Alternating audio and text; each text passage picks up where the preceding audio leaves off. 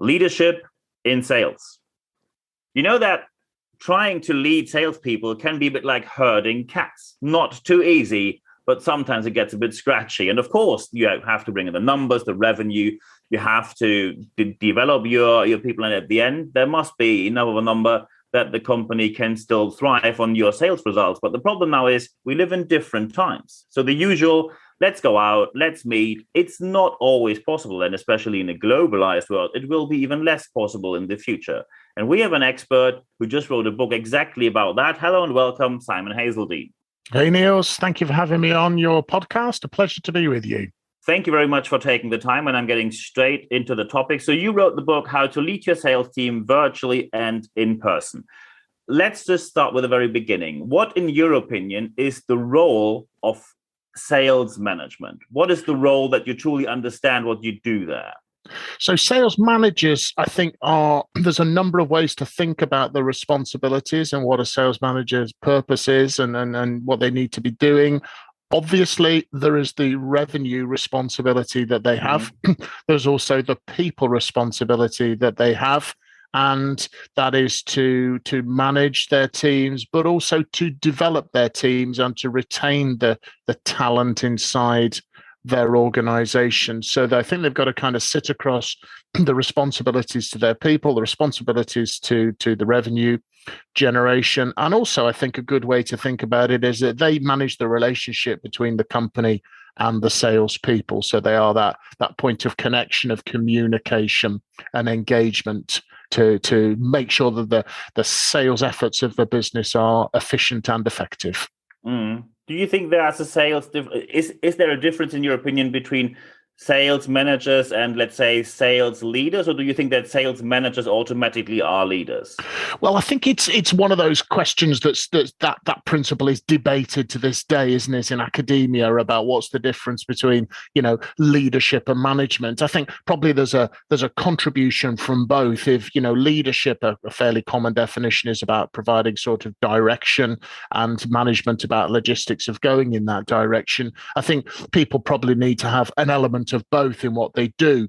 I think rather than debating too much the definitions, it's probably about thinking about what does your team need more? Is it maybe lacking the motivation, the connection and clarity of its purpose, in which case maybe more leadership focus is needed? But if the team's maybe inefficient, ineffective, operating, quite poorly, for example, that's definitely more kind of managerial focus, planning, organizing, controlling, etc. So that's kind of, rather than debate the descriptions of leadership and management, and both are important, and it's what's most needed by that team at that time, I think, that should be front of mind. Then, of course, I have to ask one question, because I know that you worked in sales for many, many years. Yeah. So you're not talking out of theory. You come from practice. And so did I. I have a sales background. I work for one of the largest Microsoft partners. And you know how many sales managers fail. So someone is a good salesperson. Then someone says, hey, you should become sales manager. The person gets promoted.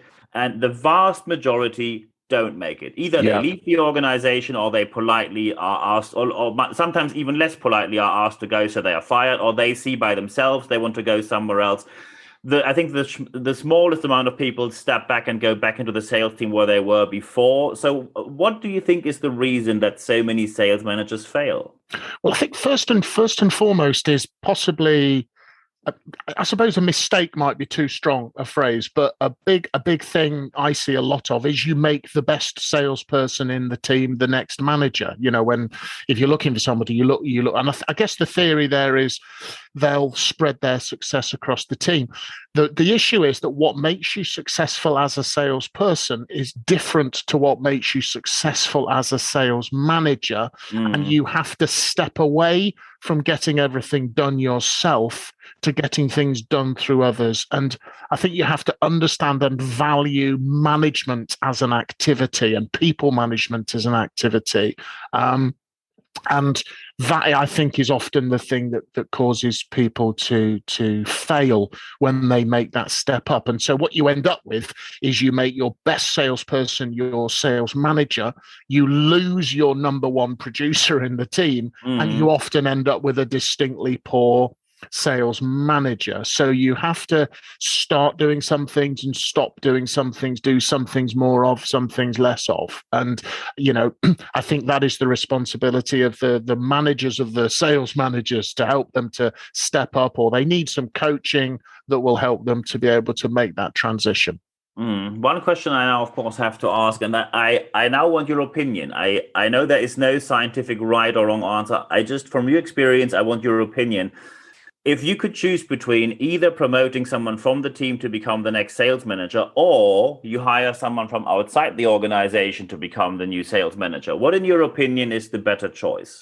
I would certainly always advocate promotion from within as a general concept, because I think that helps to retain talented people in the organization. However, if there is nobody in the team who has the capability, as far as we're aware, or the suitability to be a sales manager, then I would definitely go for an outside recruitment. So you've got to have somebody with the right mindset, I think, and skill set to be a sales manager. And that may not be necessarily apparent in your sales team. Also, I think you've got to really make sure that people who are promoted, say from within the organization, a salesperson to a sales manager, understand what is expected of them and understand what it's going to be like to be a sales manager, because it might be very different from what they think it is. When you make that transition. So they may think they want to be the sales manager, but you might find out 3 to 6 months, once the honeymoon period's gone, oh, this is interesting, I've got a new job.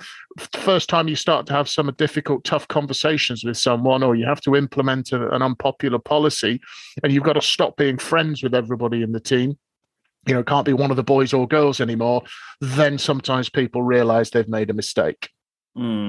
So when we look at the job market at the moment, pretty much any organization, and that is not new, that happened for years and years and years in the past, everyone is looking for salespeople all the time. What is the problem that so many organizations either don't find the right people, or even when they find them, they are unable to keep them for a reasonable amount of time? So people either leave the organization for different reasons, or they try to decide to leave sales completely.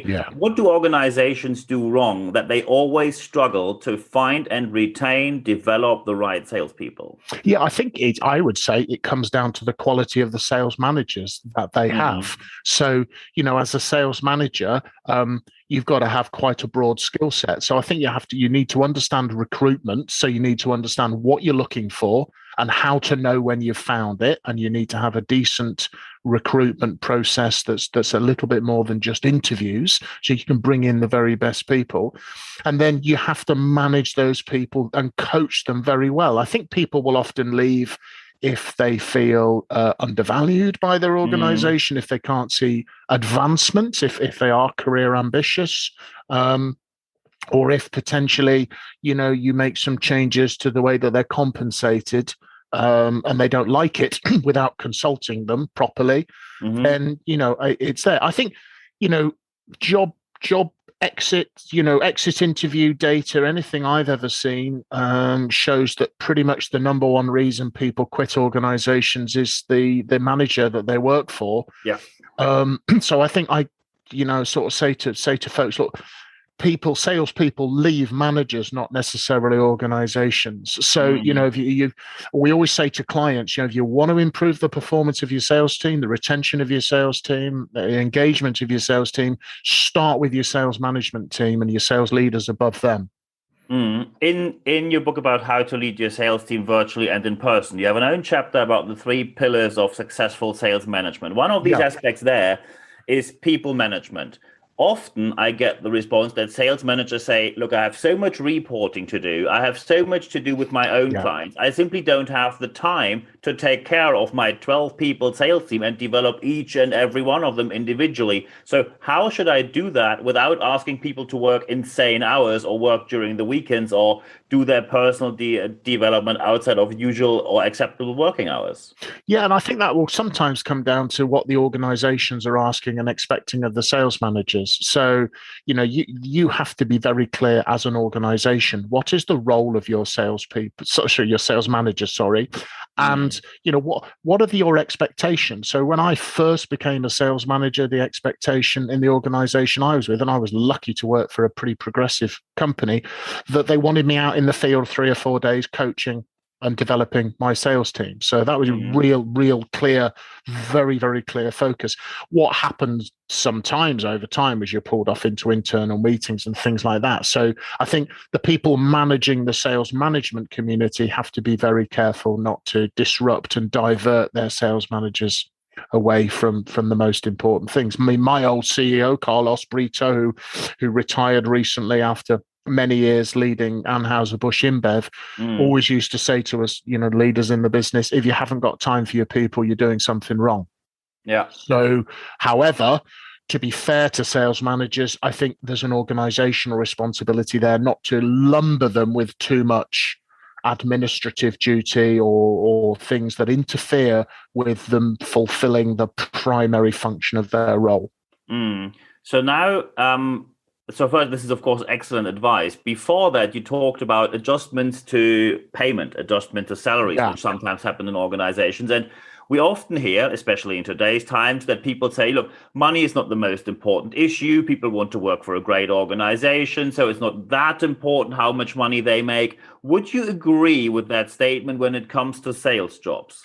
I think it does depend on understanding the individual people in your team and what people are motivated by. So you may have some people who are, very, very strongly financially motivated. Nobody's going to say no to money, but I think what you do just have to be careful with the way salespeople are compensated, that to some degree, depends on individual motivational drivers, but to some degree, where the money goes, the energy goes and the focus goes. So you've got to be really careful, for example, what you're incentivizing. So you've got lead and lag indicators in sales. So lag indicators are, the result of something. So, revenue or closed sales, etc. Lead indicators, things like number of opportunities in the pipeline, conversion ratios, those sort of things, number of appointments made, are the things that lead you then to the lag indicators. So if you just pay on lag, you maybe take attention away from the actual things that drive your success. So I think an intelligent sort of approach to incentives across the sales process might be, something for people to consider. Excellent. And when it now comes to leading people, but so let's say compensation is one part of it, but of course we have more to do than just paying people well. Absolutely. You know that the usual sales meetings were you do the information, you do the training bit, etc.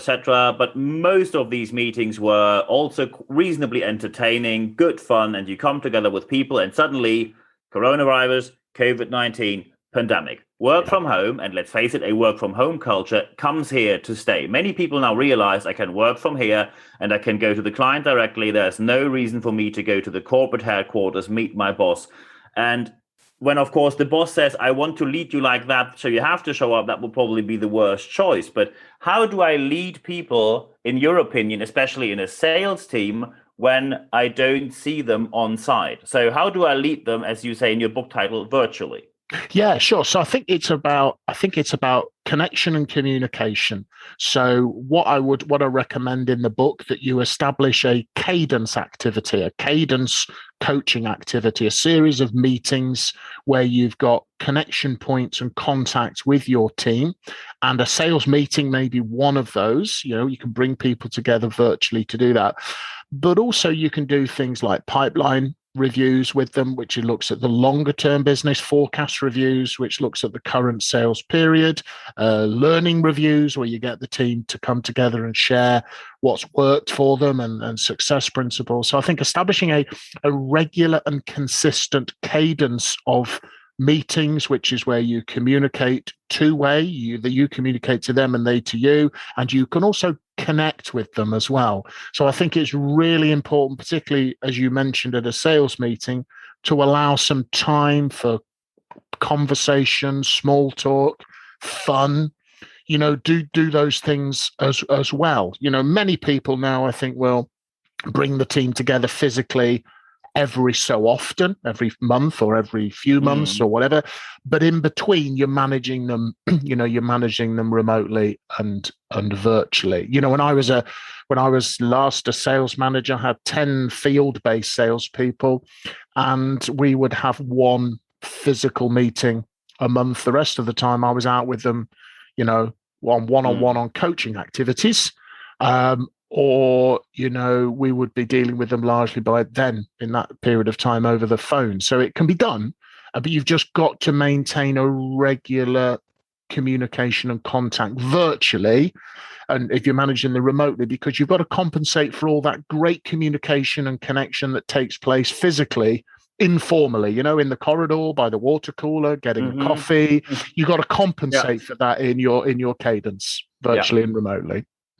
Brilliant. So now when we talk about salespeople, and of course you hire people, which of course are all great, and let's just live in this pink world for like 30 seconds. And then we realize sometimes you hire people where you say, well, they did very well in the recruiting process. However, reality shows a different picture. And I'm talking about something which you mentioned in your book as well, A, B, C, and D players. Yeah. So just briefly going through that, when I have an A player, is that someone where I can just say, let them go, you don't have to take care about anything, they just do their thing? Or what is your take on how to deal with A players? So your top performers, which is going to be the right combination of competence and the kind of motivational aspect of it, are your biggest retention risk, because every single headhunter wants good salespeople. So they will be getting phoned regularly by headhunters if once their reputation starts to be known. So you need to firstly retain those people in the organization. So you mustn't ignore them. Retain them, make sure you keep stretching and developing them. Maybe you're going to lose them by promoting them internally. Maybe they go from a field sales representative kind of role to an account management or key account management role.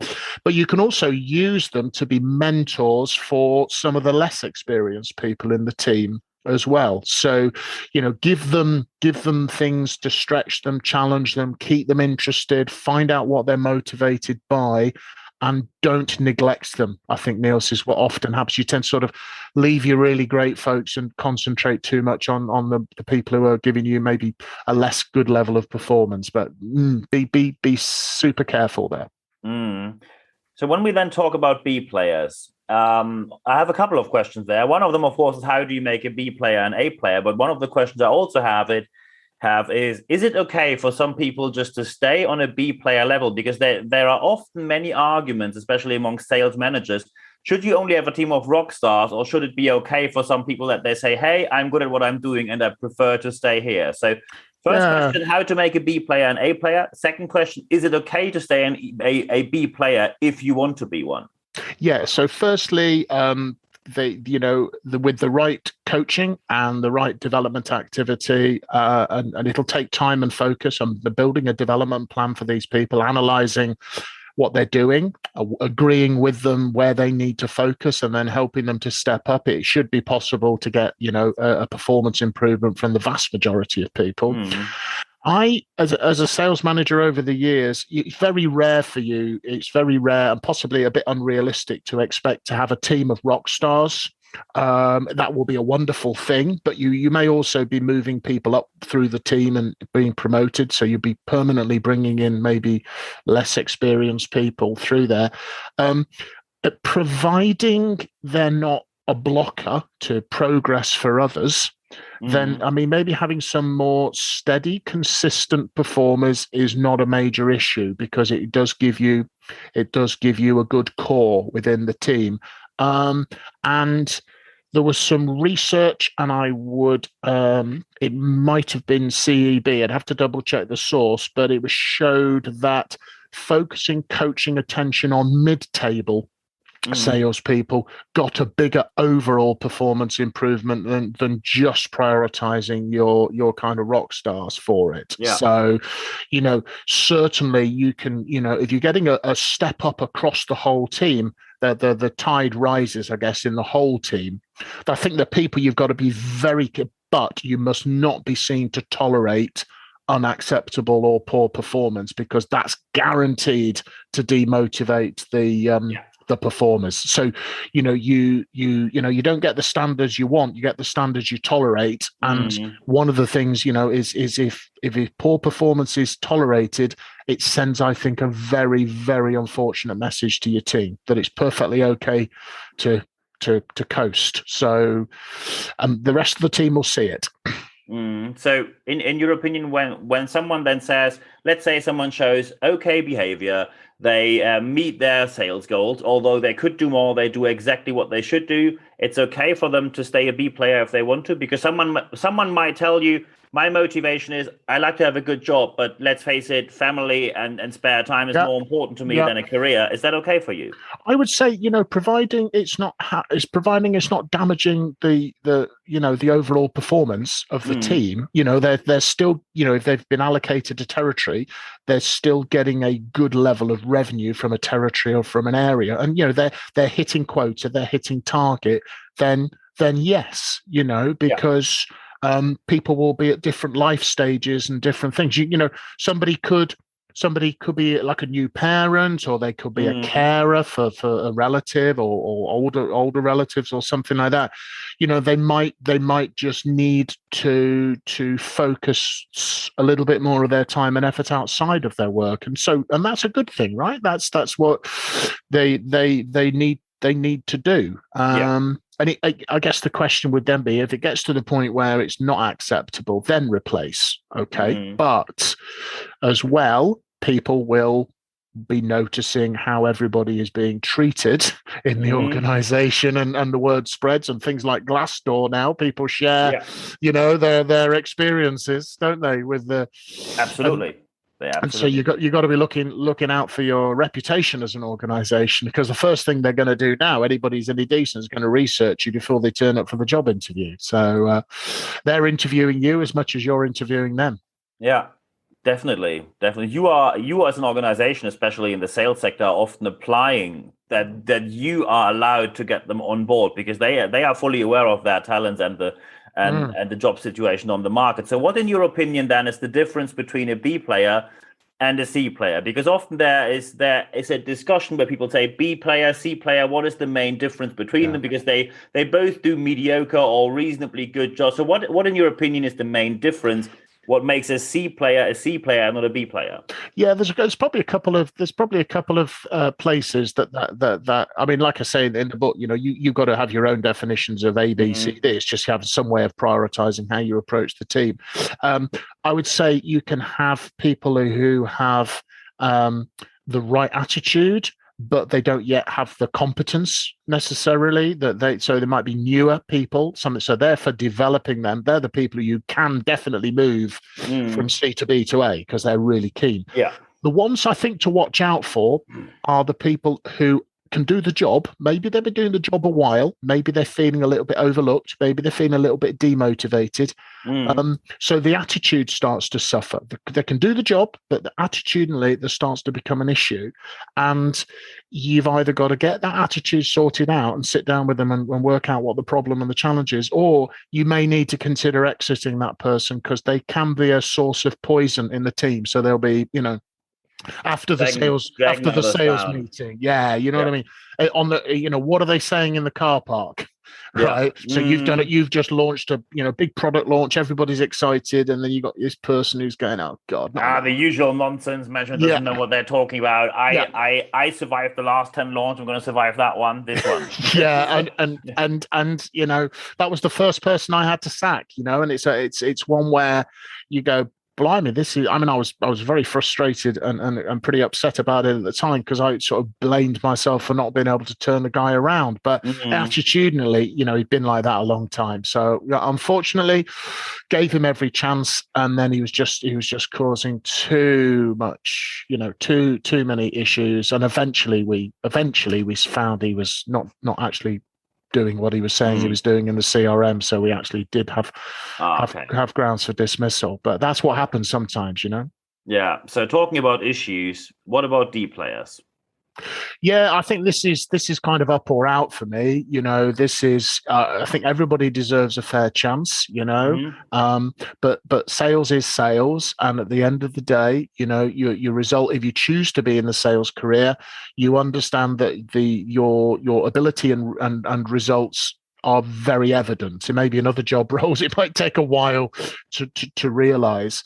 So, you do what you can. But if you've got people who just consistently are just underperforming and you've given them the correct chance, and I think that's the right thing to do, and they have been supported, then maybe they are not suited to that role. There may be another role in the organization that will be better suited, or that you're going to need to let them go and replace them with somebody.